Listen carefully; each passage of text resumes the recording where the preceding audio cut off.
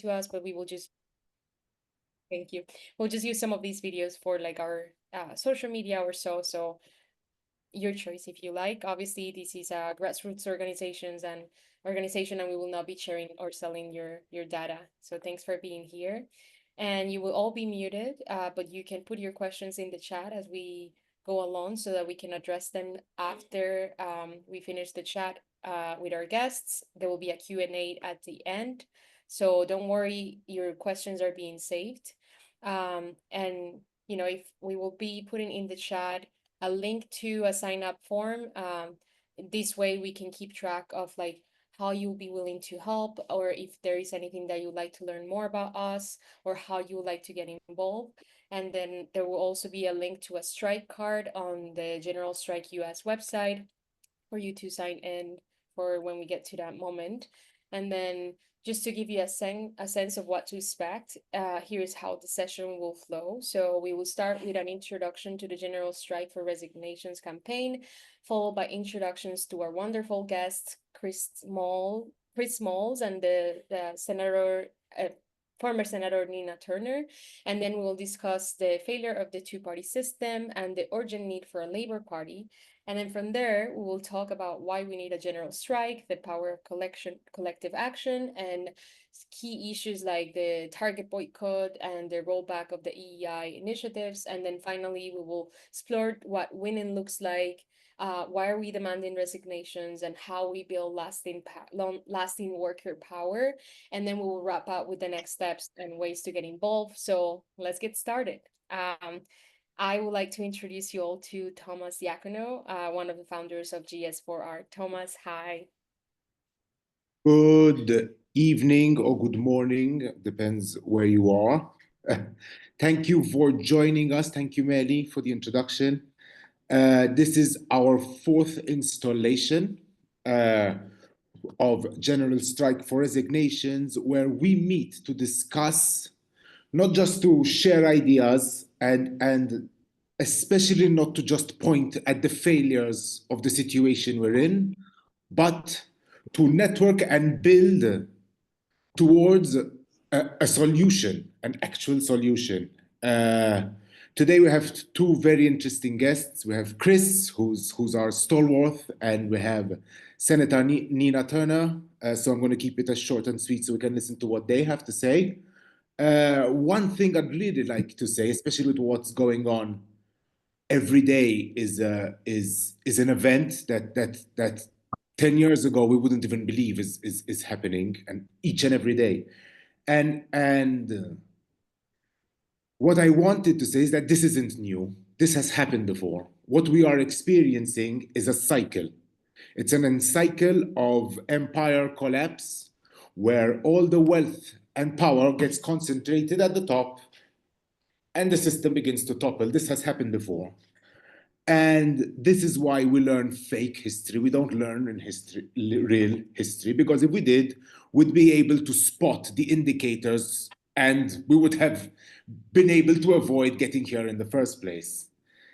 And the biggest lesson from history is that power only responds to bigger power. Power never responds to asking nicely, it doesn't respond to petitions. Power responds to fear. And the power we have is that we are many and they are few. The working class is the economy. I keep saying this because our entire consciousness is shaped around us forgetting how much power we have. Amazon is useless without truck drivers. SpaceX is useless without a simple welder. It's normal, everyday working class people that are struggling to put food on the table, that are struggling to buy eggs. I keep getting messages from friends like, eggs are $13 now, that make this economy work. And this incredible power we have just needs to be organized and harnessed, and we need to leverage our power to scare the shit out of the ruling class. So I'm going to keep it as short. That's all I have to say. All I want to do before is I want to repeat these two tweets that I saw online that I think are really powerful. And one of them is marginalized communities need to stop fighting for visibility within capitalism and start fighting capitalism because it's the only way to guarantee our liberation. That's the first one. And the second one is the capitalist's algorithm will never promote what we need to pose a threat to its order. I think this is very, very important because the ruling class has an unlimited pot of resources and there are think tanks there and they are pitting us against each other, not to organize as working class and to divide us by any way possible. They use COVID, they're using race, they're using race within race, they're getting first generation Latinos to go against Latino migrants. It's because that's their secret weapon, divide and conquer. So thank you for coming. Melly, take over. Yeah. Thank you. Thanks so much, Tom, for these powerful words. And as Tom shortly mentioned, we are very honored to have two powerhouse leaders today with us. We have former Ohio Senator Nina Turner, or SNT as I'll be calling her. She is a political leader, an organizer, so a self-proclaimed hell-raising humanitarian dedicated to building a human rights economy, founder of We Are Somebody organization, and a senior fellow at the New School. She champions labor rights and the Black liberation struggle as key to transformative change. And then we also have Chris Moles, a trailblazing labor organizer, best known for leading Amazon workers in Staten Island to victory and founding the US Labor Party. And as you can all see, his work continues to inspire labor movements nationwide and international wise as well, proving that worker power can challenge corporate rights. So thank you, and please help me welcome these two powerhouse leaders. And first, I will have S&T to join us. Thank you. Thank you so much. It's such a pleasure to join all of you. I certainly agree with my brother who just spoke. Is that Tom? Did I get it? Uh, Yes. yeah. Oh, brother, you laid that out, something strong. And it's always a privilege and a pleasure to join the one and only Christian Smalls. We certainly, hey, Nick, thank you. We're certainly all in this together, and our purchase is our power, our work is our power, and we do outnumber the ruling class. They don't want us to know that, they don't want us to believe that, but we do. And we cannot be divided based on the issues that they want to try to divide us. Brother Tom was exactly right about that. And that doesn't mean that we each individually don't have issues that might be in our top three, but ultimately we're in this together. If you don't have a trust fund, if you don't have a sugar mama, a sugar daddy, a sugar somebody, you are part of the working class. Working class people from all backgrounds must stand strong together. We can deal with all the other issues that plague us in humanity. Ultimately, our power lies in each and every one of us putting a little extra on our ordinary so extraordinary things can happen. They want to detract us and distract us from what is real. And what is real is that working class people from all walks of life are catching hell. It doesn't matter how else you identify, we are all working class people in this hegemonic nation that has enough money and resources for people to have living wages, to have universal health care. 60% of Americans are living paycheck to paycheck. I just did a live about an hour ago with Saru, who leads One Fair Wage, which Brother Smalls is familiar with as well. And they're fighting to do away with the sub minimum wage. So not only do we have an inadequate federal minimum wage, we got our sisters and brothers in the restaurant industry and family and friends in that industry making a sub minimum wage, if you can believe that. So you paying people less than the $7.25 for the most part all over this country. To quote the urban poet Tupac, we got money for wars, but we can't feed the poor. You got the world's wealthiest man telling folks in this country that work more hours than other workers in industrialized nations, and I'm not saying that that is good, that American workers are lazy. You got the oligarchs who have taken over the federal government right in our face. So we got two choices: either step aside, not do anything at all, and allow these people to get away with leaning on working class people in the way that they are doing, and not only stealing money but also stealing power, or working class people from all backgrounds are going to have to unite, take to the streets. I agree with Brother Tom, them algorithms not gonna get it on social media anymore. It's a tool, but baby, we got to take it to the streets. And then we need some people behind the scenes plotting a long-term vision. We got short-term goals and we got long-term goals. But what they gonna know is that the people of this country, and dare I say the world, are not just gonna sit back and allow these greedy, immoral folks, and they are immoral as hell. Why is it that so few got so much and so many have so little? It makes no sense. And so what is happening over here is happening over there. The same power that don't give a damn about Gaza, don't give a damn about hungry babies in my city of Cleveland, Ohio. The same people who don't give a damn about the Sudan, the Congo, the Haiti, they don't give a damn about none of us anywhere in this country. It is the same energy. It is raw power. And so now my grandmother used to say we can show them better than we can tell them. They might have more money, but we got more people. And we have to awaken the sleeping giants in this country for us to unite based on what we have in common. And what we have in common is that we are catching hell. I do see promise in this problem. That general strike is the thing. And I couldn't think of a better person to be side by side in this fight than the one and only Christian Smalls. Thank you, Senator Turner. And what a great introduction. Chris, take it over. Why are we here today? Man, wow. I don't even know what to say. The words is just flowing through the Honorable Nina Turner. And I always feel that energy as soon as she speaks. And I'm so glad to be in company with you tonight. And with everybody here, my brothers and sisters of the working class, thank you all again for joining us for this fourth edition. And the town halls, to have these since the top of the year, like my brother Tommy and like Nina is saying, we're in the sense of urgency right now. We're at a point of no return in this country, if not the entire world right now. Right-wing governments are taking over in other countries as well. We're witnessing that as well. And America has a lot to do with those governments as well. So, our fight, I'm here in America, we're very retroactive. And y'all seen how the pandemic really hit us in the face and we weren't prepared. Just now, we saw how these elections went and we're not prepared. The Democratic Party has lost touch with the working class and they're not prepared. They're not prepared to even pass the torch.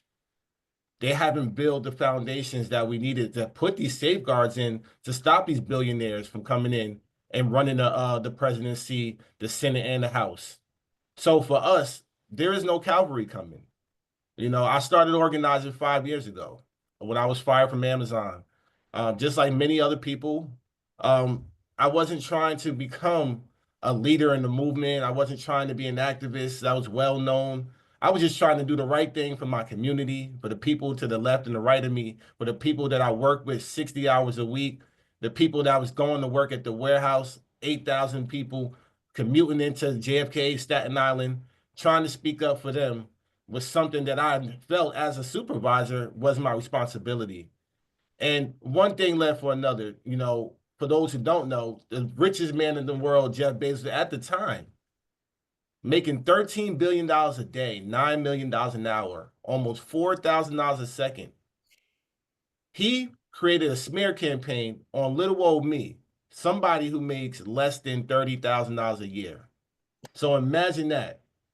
If you would have told me this 5 years ago, that I'll be sitting here now as the founder of the Amazon Labor Union, I would have looked at you like you was crazy. And what I'm saying is that any one of us, no matter what industry that we work in, no matter what we're doing, what movement you're a part of, you're a part of the working class. And you can take these fights on right now. There's no need to wait for anybody. There's no need to wait for a cavalry to come. Anybody can be a Chris Smalls and walk into their workplace and demand the rights of the working class people, demand the rights of your coworkers and colleagues, because we do have rights. Like Tommy mentioned, the education in America has been missing. The real history of labor, the real history of our country has always been missing from our classrooms.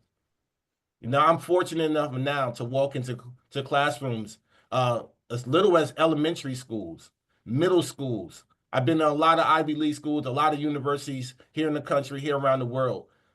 But if you'd have told me at 10 years old, going to fifth grade, that I can have somebody who looks like me that represent the labor movement instead of a police officer or a firefighter or somebody of that stature come into the classroom for a career day, we would have all been organizing a long time ago, because these are the real heroes, the ones that are a part of our communities. Billionaires, they do not understand the power of the working class. People want to say, how do you defeat a $2 trillion company like Amazon? It's simple. It's really simple. They calculate numbers, they calculate profits, they calculate how many people they fire, they calculate how many buildings they build per year. But what they can never calculate is the power of people when we come together. One thing for sure, two things for certain. Love and solidarity is free. It costs you nothing to show up for somebody. It costs you nothing to have a conversation with somebody. It costs you nothing to give somebody a hug when they're in pain. It costs you nothing to be a good listener. And love is something that people definitely are missing nowadays. A lot of people are filled with doubt. A lot of people are filled with fear. And the capitalist system that we live off, they create the divide by creating hatred and chaos. That's what they want. They want us to have fights, infighting, pointing the finger, blaming one another, tearing down our leaders. There's good leaders in this country, and they want us to demonize them. There's a reason behind that. So we have to understand this time that we're living in now is not only fighting for our future, we're fighting for right now, and we're also fighting for our children. We shouldn't have our children fighting as hard as we are. So every day that I get up, I'm motivated. Every day that I stand in solidarity with somebody, I know that it's the right side of history, whether it's the Palestinian people, whether it's the people of Cuba, the people of Sudan. It doesn't matter. Our solidarity is limitless and it is international. But America, right now, we are behind the 8 ball. And if we do not get organized, as you can see, every day, the Republicans are claiming another victory. Every single day, they're making the Democratic Party look weaker and weaker. So we have to do something about it. We don't have time to waste.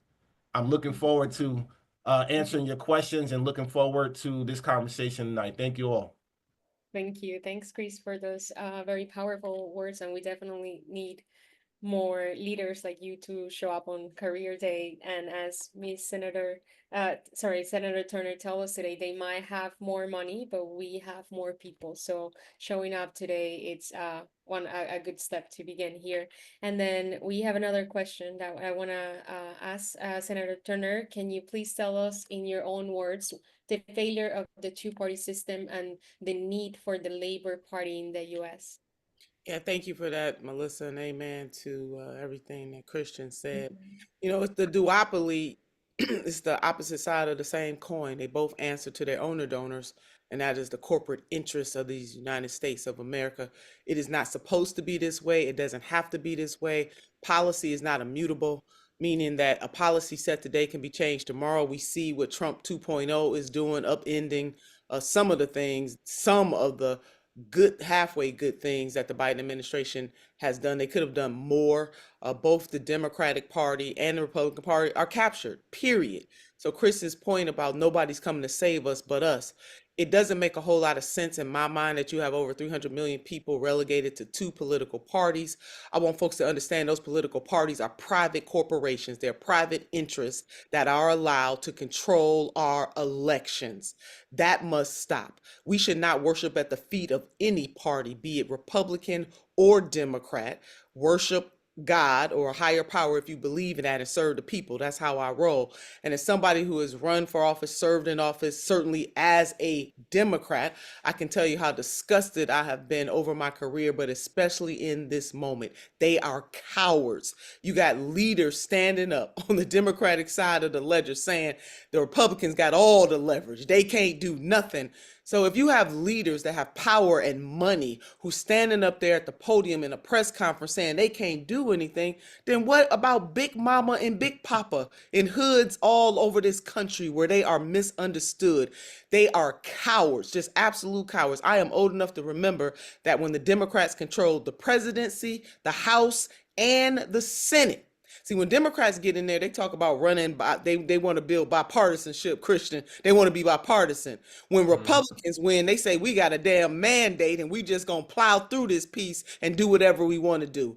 I don't like most of what President Trump is doing at this moment, but I tell you this, game recognizes game. The man came in there and he is using power. He is not using it in the most productive, uplifting way, no doubt about it, but he is using power. Power is meant to be used. If you don't use it, you lose it. And if the Democrats had heart, when they controlled the House, the Senate, and the presidency, they would have passed the federal minimum wage increase. They wouldn't have blamed it on the parliamentarian. I'm old enough to remember how they threw the parliamentarian under the bus. You know why? Because they had no intention on raising the federal minimum wage. When they had the power, they rained down on our rail workers, sisters and brothers and family and friends. Are many of y'all old enough to remember that? Where President Biden straight up told the Congress, don't allow them to go on strike. And you know why they wanted to go on strike? Because all they wanted was paid sick leave. Hello, somebody? That stuff is immoral, it's criminal. I can go on and on. Didn't pass the George Floyd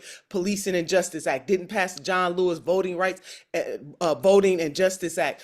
Didn't pass things that they could have done. Medicare for all, none of that stuff got done under them. And now they got the pure unadulterated gall to stand in front of a podium. People in swing states said they wasn't down with the war on Gaza. They wanted Medicare for all. They wanted minimum wage increase. You name it. These things that they were calling progressive is just good old fashioned common sense among the American people of all spectrum. So, Melissa, the duopoly is not working because the duopoly has been captured. And to overlay the difference between the Republicans and the Democrats on something that Minister Malcolm X once said. He said this about the North and the South when it came to Black folks, but I'm going to put this 21st century on it. The difference between the Democrats and the Republicans is the difference between the fox and the wolf. That's how Minister Malcolm X described the South and the North when it came to Black Americans in this country. One will stab you in the chest and the other one will stab you in the back. Neoliberalism is what got us to neo-fascism. Neoliberalism wants to keep the status quo, and the status quo has gotten us nothing. It's the difference between me saying, family, we got 24 hours to live because we got some oxygen, or somebody saying, all y'all dead right now. Now, you might take the 24 hours, but just know this, if we don't solve the conundrum, the 24 hours will be up and we're going to be dead anyway.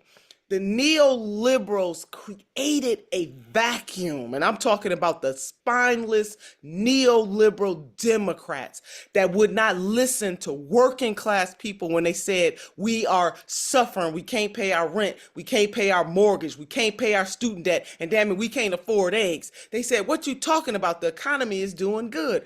Now, the economy is doing well for Wall Street, as it always is, but that don't mean it's doing well for people on Main Street. One of the reasons why the Democrats lost, and not that they were going to be the complete answer. Again, the difference between 24 hours to live and being dead on the spot. I get that. Is because they did not recognize the economic pain that people were feeling in this country. They ignored it. And 10 million to 15 million people who voted in 2020 decided, I just ain't coming out to play in 2024. All roads lead to a spineless Democratic Party that would rather be invited to Christmas parties than to make sure that babies and mamas and daddies got food on the table. That would rather, I mean, how many of you saw the funeral of President Carter? All them folks was in there kikiing it up. So while Yeah. they got us fighting against each other, they kids go to the same schools, they eat at the same restaurants, they live in the same communities, but they got you and me fighting against each other. It is time out for that. So, Melissa, the duopoly does not work because it is captured by corporate domination. We need campaign finance reform in the United States of America. So it doesn't matter if you're a multimillionaire or a billionaire, whatever the cap is to give in the primary and the general should be it. Now, the Democratic Party has a chance to do a new thing. They got a new chair, and minimally, they should say no more dark money in Democratic primaries. That's why Sister Turner ain't in Congress right now. That's why Congresswoman Cori Bush and Congressman Bowman are out of Congress, because dark money was allowed to reign in these Democratic primaries. Long way for me to say the duopoly is captured. It's just a matter of style. And we need to do a new thing. That means we, the people, need to do a new thing, because as Christian said, they ain't coming to save us. You can't serve two masters. You can't serve the corporate interests and serve the people. It just don't work. Thank you, Senator Turner. I think that, I mean, there's not much to say about this in regards to the failure of the two-party system, but Chris, I would like for you to add on the need for a Labor Party in the US really quick, building power, and why do we need a general strike in the US, and how Yeah, to. absolutely. I mean, I just want to piggyback. Honestly, everything that Nina's saying is 1000% accurate. And I'll give y'all one more. Um, I'm old enough to remember I went to the White House 2 years ago, and I met former President Biden. Right, the same day I left the White House, he gave Jeff Bezos $10 billion of your tax dollars to go to space and fly in his penis rocket. Everyone here on the call pay more taxes than Jeff Bezos. Everyone here on the call pay more taxes than Elon Musk. I can go on and on. Like Nina said, we watched the Democrats play right in our face during the elections. They said, we're the party for the working class. Meanwhile, they got billionaire Oprah saying everything is joyful outside. At the same time, we're bombing Palestine. Come on. So these things are in our face. It's deliberate. There's a disconnection. I'll give you another one. Kamala Harris showed up to Union Hall, the Teamsters. She sat down with them, and she told the union president and their executive board, she said, we're going to win the election with or without you. That didn't pan out well.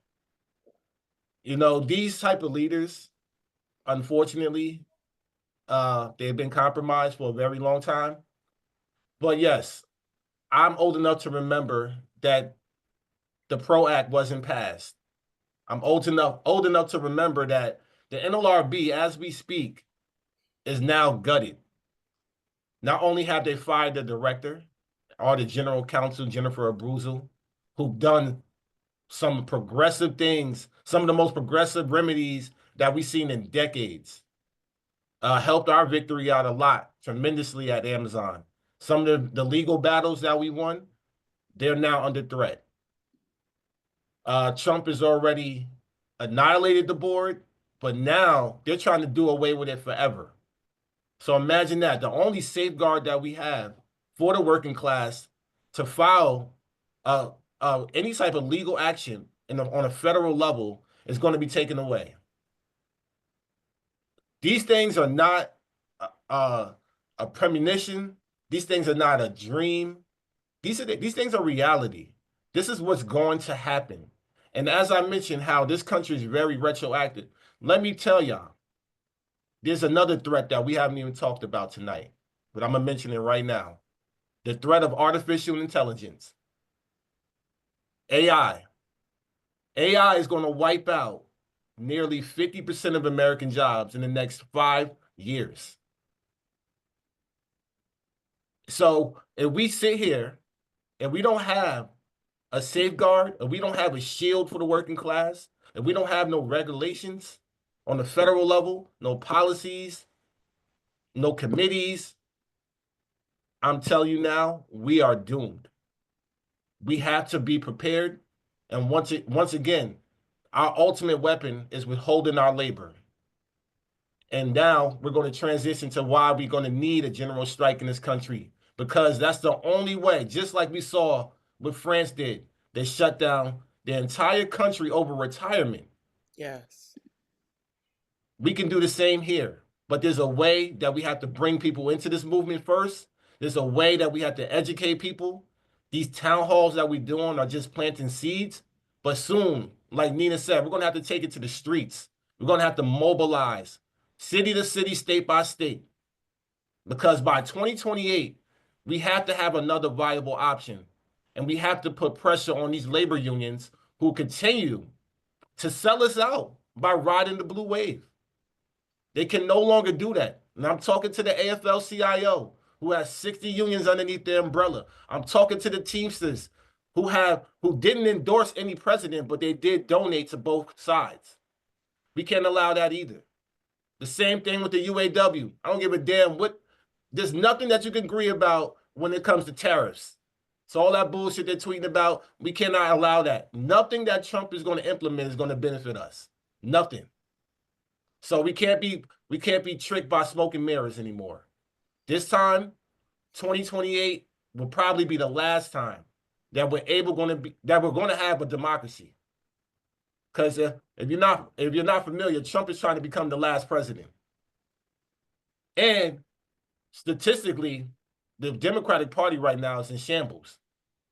There is no other leader that you can say of right now that they could put forward that would be viable to run against Trump if the election was to be next year. So these type of things have to be not only addressed head on, but we can't be retroactive. We have to be proactive. I'm going to continue saying that throughout the night. And yes, let's talk about the next topic. Thank you, Melly. I appreciate it. No, of course. Thank you, Chris. And I have one more question for Senator Turner. We want to address the Target boycott and the boycotting of corporations that ended their DEI initiatives. Do you want to tell us a little bit more about that? Yeah, thank you for that. And just to add to what Christian said, 57% of Americans view the Democratic Party negatively. 57%. 57%. But yet they want to continue business as usual. This is not a business as usual moment. I wish they would fight the Republicans as hard as they fought progressives, but I'm going to put that in the parking lot and ask Melissa's question. So yes, we have launched We Are Somebody, along with some other groups too, because I believe that there's universal thought and there's power in universal thought. But a strike on or a boycott, which is a boycott is a consumer strike, just flat out. Just I want you to think about boycott as the consumers are striking with our money. We know that there is a big attack against DEI, diversity, equity, and inclusion. And it's not that program was the end all be all, because quite frankly, it was not, especially for Black Americans. I'm a center Black Americans and Black History Month. Can my sisters and brothers from other backgrounds get with me on that? DEI, affirmative action, none of those things really did what they were supposed to do in terms of trying to level the playing field for Black Americans in this country. It was something. It was trying to make some crooked paths straight. DEI, because of President Trump and the right-wing bigotry of the Republicans, not exclusively, we got a whole bunch of bigots in the Democratic Party too. But since Trump 2.0 has come on the scene and they have made such a big deal about diversity, equity, and inclusion, you have companies that prided themselves on diversity, equity, and inclusion, all of a sudden saying, something wrong with diversity, something wrong with equity, something wrong with inclusion.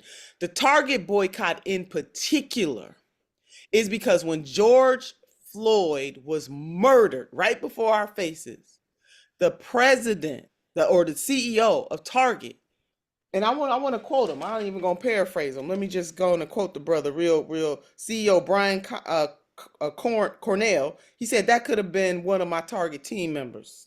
He said at the time, recounting his thoughts as he watched the video of Floyd taking his final breaths.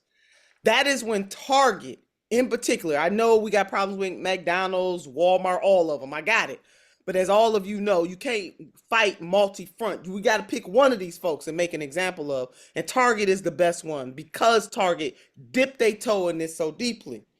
Target expanded its diversity goals at the time, saying that it would increase representation of Black employees across its workforce by 20% over the next year. So that was 2020, 2021. The company started a new program to help Black entrepreneurs develop, test, and scale to sell at mass retailers. And it promised to spend more than $2 billion with Black-owned businesses by 2025, from construction companies that build and remodel their stores, advertisement, et cetera, et cetera. Target. So you can't see, sometimes you can do well and you can do good. Now, the CEO was right when he made that decision. It was right when he made that decision. It is right today.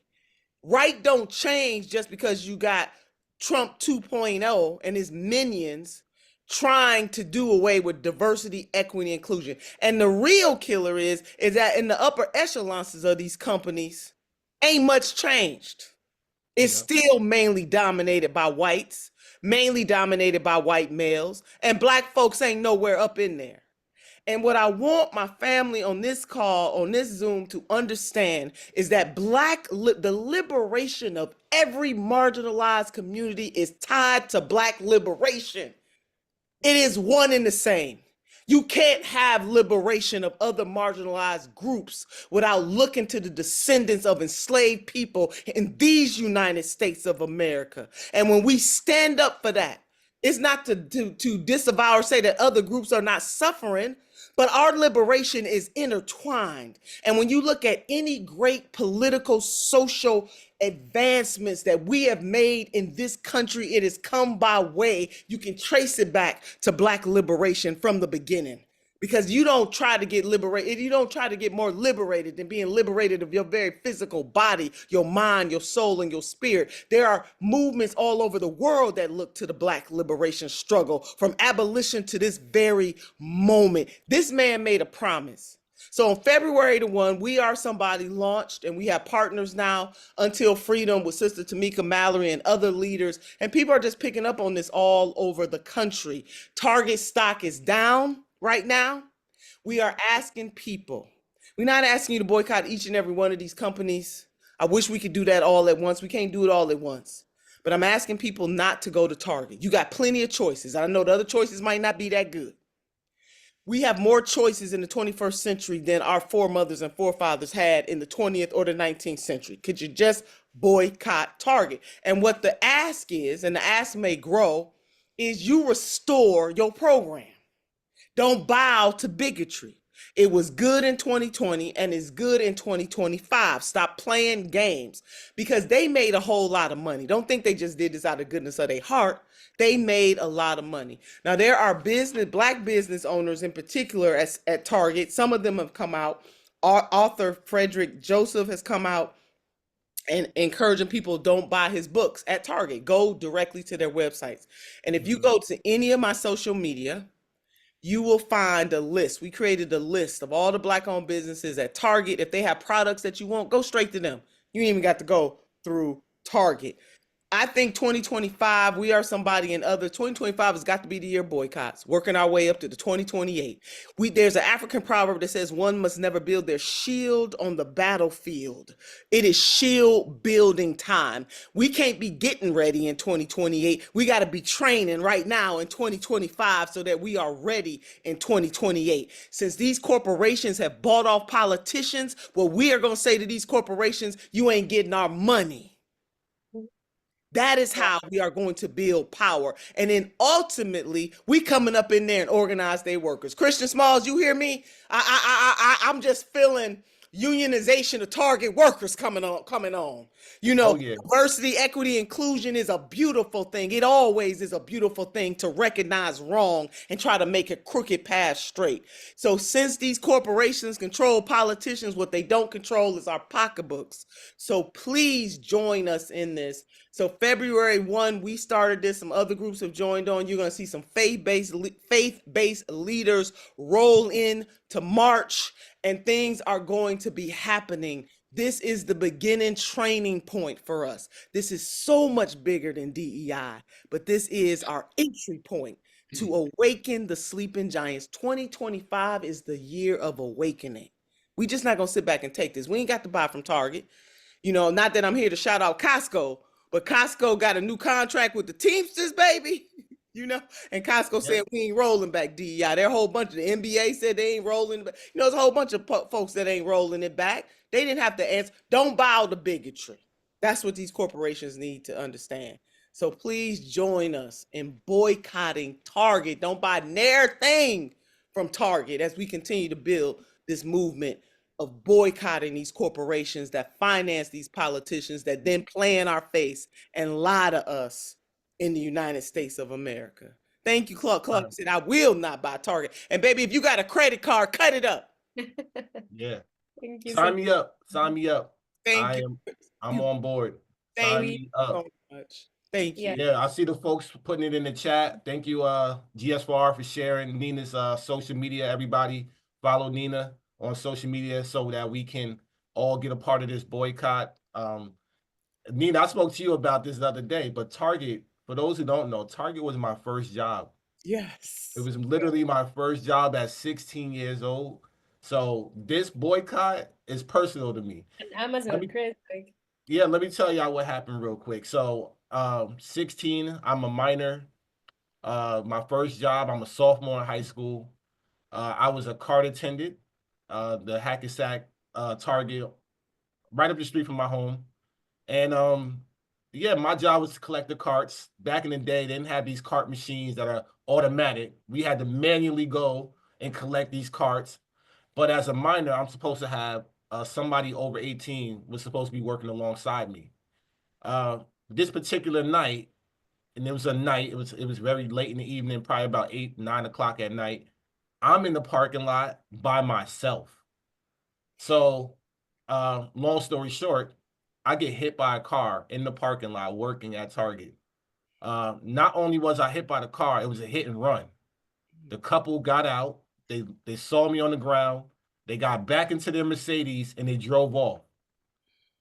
They were reprimanded later on. I think they did serve jail for the weekend or whatever. But my mom filed the lawsuit.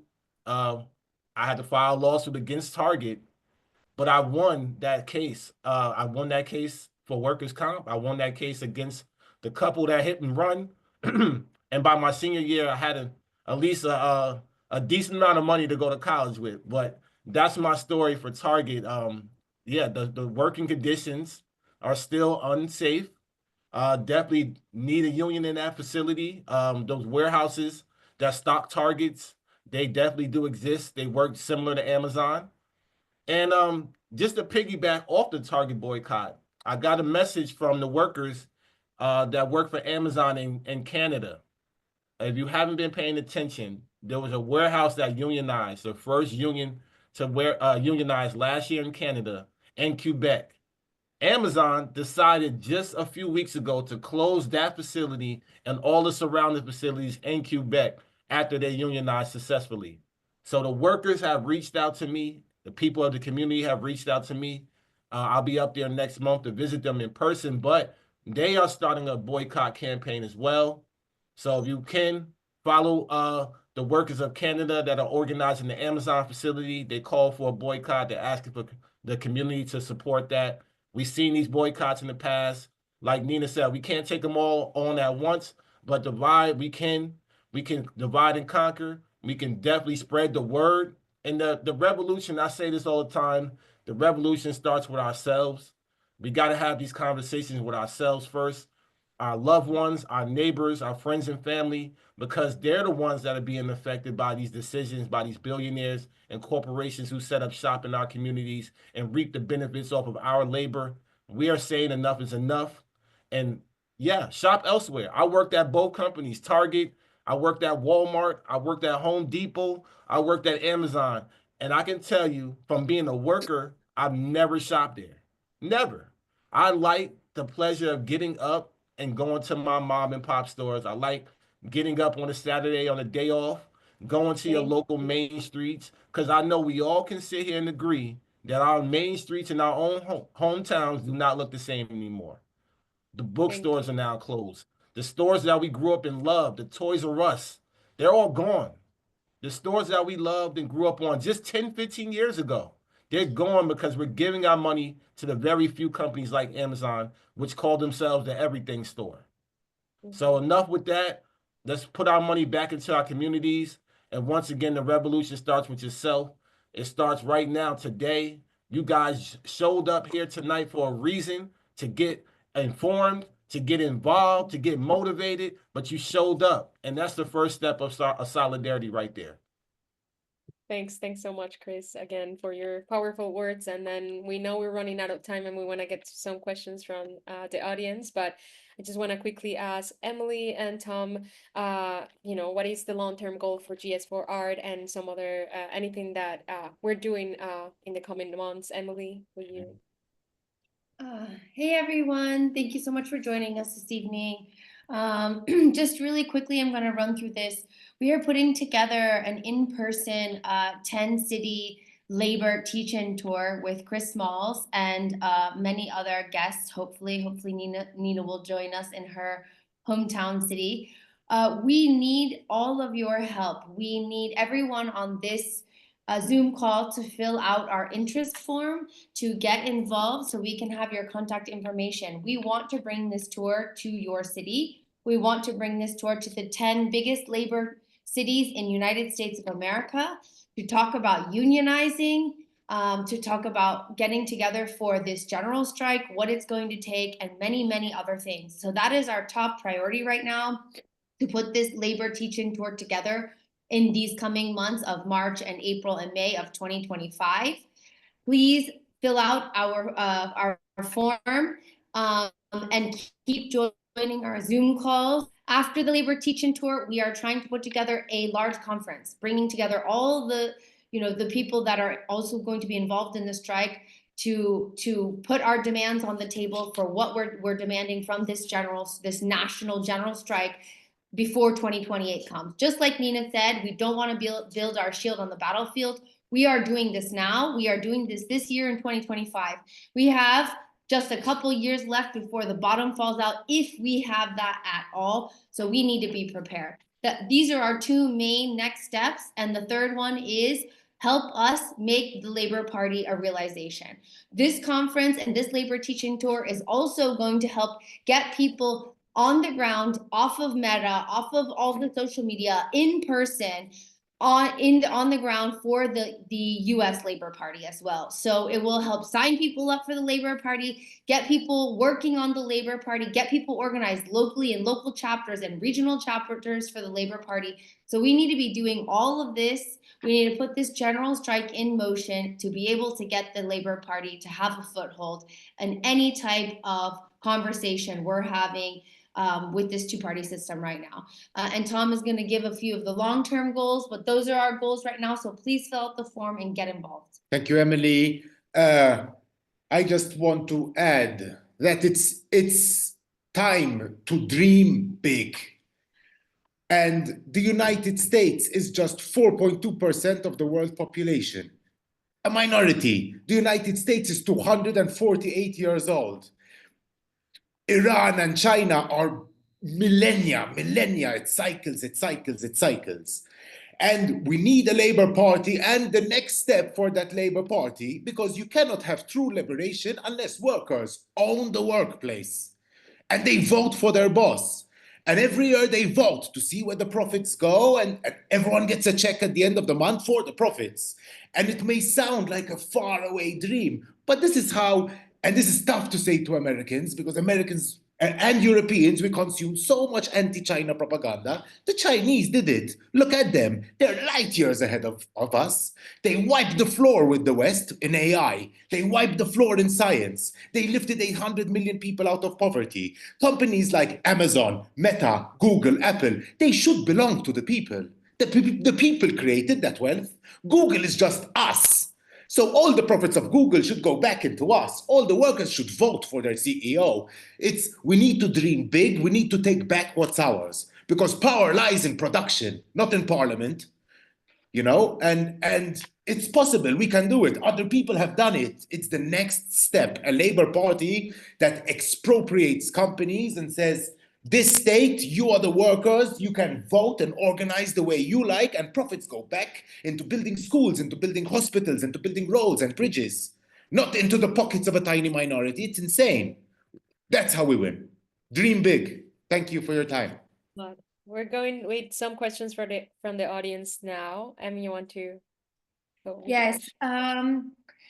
Hi, everyone. We got a lot of different questions that we tried to answer on the spot that seemed to be most relevant to direct message. One of the big questions we wanted to ask Nina specifically and Chris, it has to do with immigration and all of the immigration things that are happening right now under the new administration. What role do undocumented workers play in the labor movement, and how could they participate in a general strike? I don't know if Nina, you want to take that, or Chris? Chris, Yeah. you Yeah, I mean, here's the thing. System that we live in is designed to put us all in these check marks and these boxes. None of that should matter when it comes to labor. It really don't. You know, y'all heard me go to Congress, told Lindsey Graham, it's not a left or a right thing, it's a workers thing. And undocumented, they're absolutely a part of the labor movement. You know, indigenous, we built the country. Like Nina said, we built this. So, you know, it's a really dark time that we're living in right now to say that we're on stolen land and we have the right to kick people out. Meanwhile, on the flip side, like Tommy even touched on it, 70% of Americans don't even have a passport. 70% of Americans don't have a passport. I was one of them just a few years ago. I only got my passport right after we won our election at 30-something years old, 33 years old. I got my passport for the first time I left the country, and it blew my mind how much we've been duped here in America, and how right over the border in Canada, there's more progressive laws on the federal level to protect workers' rights than right here in New York City that says we're a union town. And when I think about, once again, what Tommy's mentioning, how communism, socialism, Marxism, whatever ism that people on the left like to put themselves in, and how the stigmas, the negative stigmas that are attached to these isms when you come back to the United States. But if I go to another country like Cuba, I have the best healthcare. I have 0% crime rate. I can walk around. There's no housing crisis. There's no mental health crisis. But that small little island has been under a blockade for the last 60 plus years. Blows my mind how these people are so resilient. So undocumented, just another way for our oppressors to keep us divided. No matter if you're left, right, up, down, black, yellow, green, you are a part of the working class. And that's the bottom. The bottom line is, shit, I want people to leave the country. Experience how it is to go to South America. Experience how it is to go to Italy and France, to these communist, socialist countries. Please leave the country. And then come back, and I promise you'll have a whole different perspective on who you want to keep out this country. And then you'll have an understanding of who actually really built this country. Yep. It was the undocumented, it was the indigenous, it was the first independent contractor, sex workers, everybody. So we got to understand there is these type of boxes and categories don't apply to us anymore. We got to stick together no matter what. Thank you, Chris. A couple of questions that are kind of running into one for Senator Turner, and then it's going to be the end. So maybe this is going to kind of be our wrap up our call to action. One of which is, how do we get a critical mass on the streets? And the other one was basically a professor in Ohio talking to students and suggestions for how to build momentum and support this movement of resistance when you feel like people aren't joining and they're not getting it. So Senator Turner, if you don't mind, maybe you could answer those questions in one, and we're going to end the session. Yeah, I mean, we're doing it now when people like this get together on a night like this when we all could be doing something else. We're starting to build that critical mass. Each one teach one, each one pull somebody. And I think the teachings that you guys are going to be doing all across the country is going to galvanize people. There are going to be some people who can't physically come out. And that's where social media comes in, even though we know the algorithms are manipulated. We can't use social media quite like we were able to use it 5 years ago, 10 years ago. They're going to skew it. But everybody has a role to play in this people powered revolution. I saw somebody put in the chat, all power to the people. Well, that was Chairman Fred Hampton who said that of the Black Panthers, all power to the people. It was true when he said it, and it is true today. So everybody has to figure out, what role can you play on this pathway to justice? And everybody can't do the same thing. Everybody should not be doing the same thing.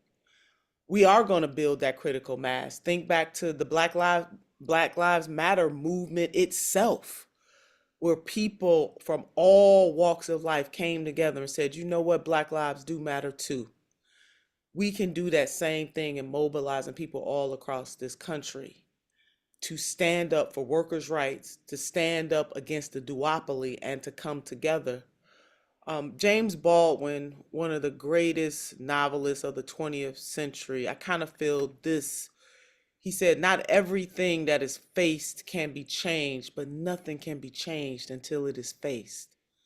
This is our moment to face the challenges of humanity. We have individual challenges, we have communal challenges, we have national challenges, we have international challenges.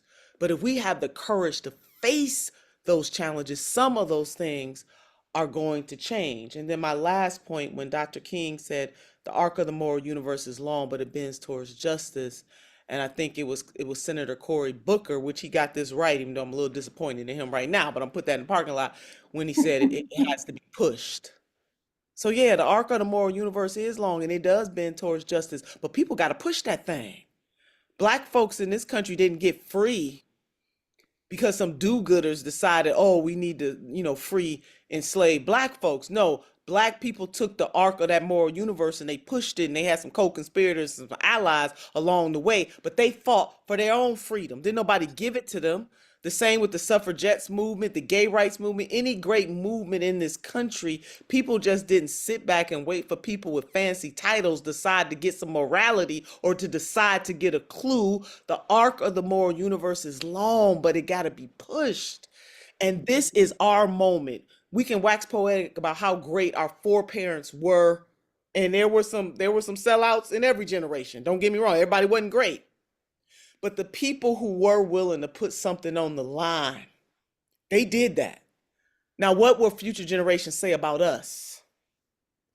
Who were we willing to put something on the line for ourselves and for generations yet unborn? We owe it to the past. We owe it to our present, and we owe it to our future to not sit back in the cut. We have got to put a little extra on our ordinary. So now is the moment. All of us have a role to play in galvanizing people just around us. Another African proverb, many hands make for light work. If everybody is willing to do what they can, where they are, or what they have, the work, this heavy justice work, becomes less heavy because we got more of us picking up the burden. So are we willing to pick up each other's burdens and make this world, not just our nation, but make this world a better place? Thank you so much, Senator. Those are such inspiring words and all so accurate, so beautiful. I think this is exactly our time. And what are we going to do with this time for future generations? This is our legacy that we're fighting for. Melissa, I'm not sure if you had something else you wanted to add, or Chris, if you wanted to give one more just brief call to action, but we're going to exit the call now since it's been over an hour. I just want to say thank you to Senator Nina Turner for coming out here tonight, always energizing us with her powerful words. Love you, sister. And I want to say thank you to each and every one of y'all for showing up tonight. Like you said, Nina, they could have been anywhere, but they're here with us tonight. Yes, we have more to come. Another town hall in April. We've been doing them consistently once a month. So please stay in tune, get involved, sign up. And last thing I want to say is this. In the words of Jay McAlevey, rest in peace, everybody does have a role to play. There's leaders and there's activists. The job of an activist and the job of a leader is to activate the activists. So we hope we did that here tonight. We want to continue to work together. And as I mentioned before, no amount of money in the world can amount to the power of people when we come together, y'all. Love and solidarity. Power to the Thank you everyone for coming today. Please send us more questions on our social media. Please follow Senator Nina Turner, Chris Moles to learn more, and General Strike for Resignations. Thank you everyone for coming and showing up. Appreciate you all. Thank you. And fill out the Bye-bye. strike card. Thank you. Thanks for joining. Bye-bye.